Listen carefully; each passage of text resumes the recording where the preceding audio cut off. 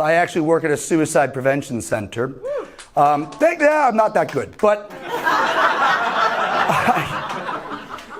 I used to work at a bank, but I wanted to think about suicide less.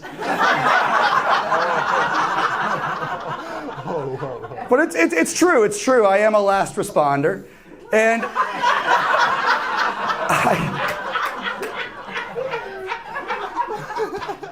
I really love working there. I feel like I'm good for the line, you know? Like I really understand the people that call in, you know, because a lot of times people call in because they feel lonely, you know, and I felt lonely for a very long time. Like I was a virgin for 26 years. Not in a row. But it's a slow burn. I lost my virginity when I was 14 at the Good Kind of Jewish camp. And then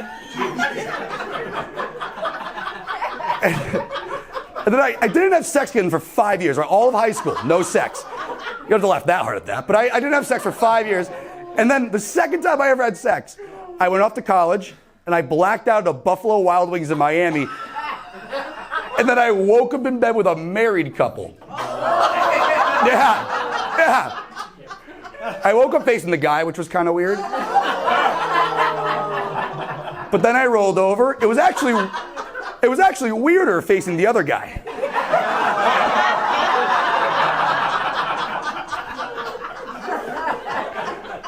No, I'm kidding. It never happened. I never blacked out. Sometimes you gotta try something new. I don't know. And so I'm laying in bed with these two guys, and the guy, he looked at me.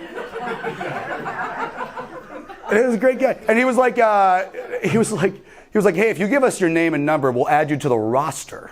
I was like, I don't know what that means. So I gave him a fake name. This is the fake name that my brilliant brain came up with. Hyman Rabinovich. That's not a good fake name. A good fake name is something simple like John Smith, not your uncle's real name. That was an awkward Hanukkah. It was a lot of fun. No, I really do. I think I'm good for the line because also I understand like some people call in because they haven't really achieved what they want to achieve in life. You know, they haven't reached their goals. And I have a hard problem with like setting achievable goals. You know, like when I first moved to LA, I wanted to see my face on a billboard, you know, but I've been there for like 4 or 5 years now, and I'm starting to think I might never I might never become an injury lawyer.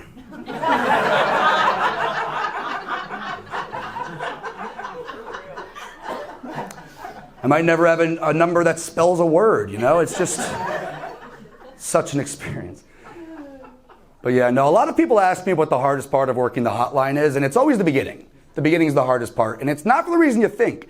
It's because we have to ask people demographic questions. So we have to ask people, what's your race? What's your gender? What's your sexual orientation? You know, just very awkward questions. It's because the government funds us.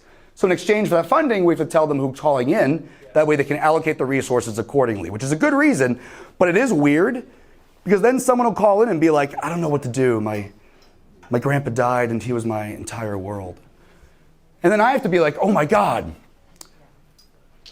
So, are you gay?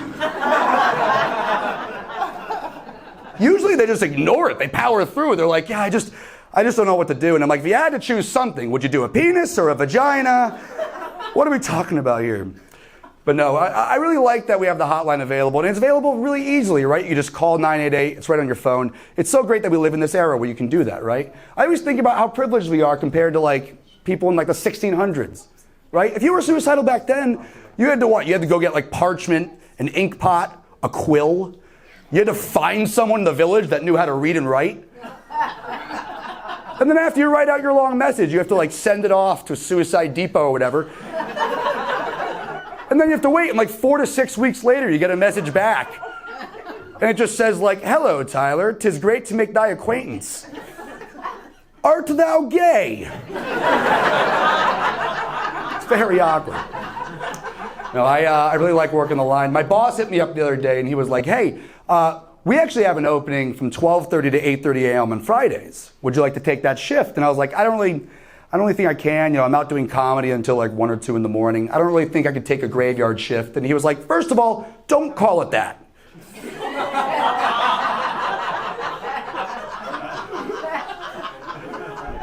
Second of all, we think you'd be really good at it because we get a lot of prank callers at that time.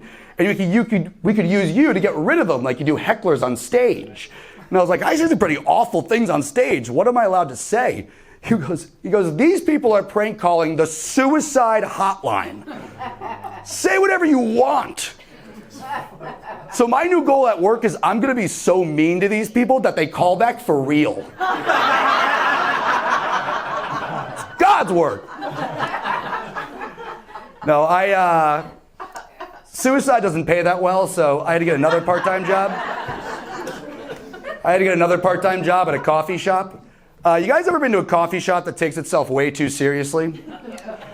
I can't make a coffee yet because I'm only a couple weeks into our 6 months of training. Yeah, 6 months. That's twice as long as I trained at the Suicide Prevention Center. I will say the coffee is really good. Have you ever had a job where you're like, I'm going to quit, but I'm definitely going to stay a customer?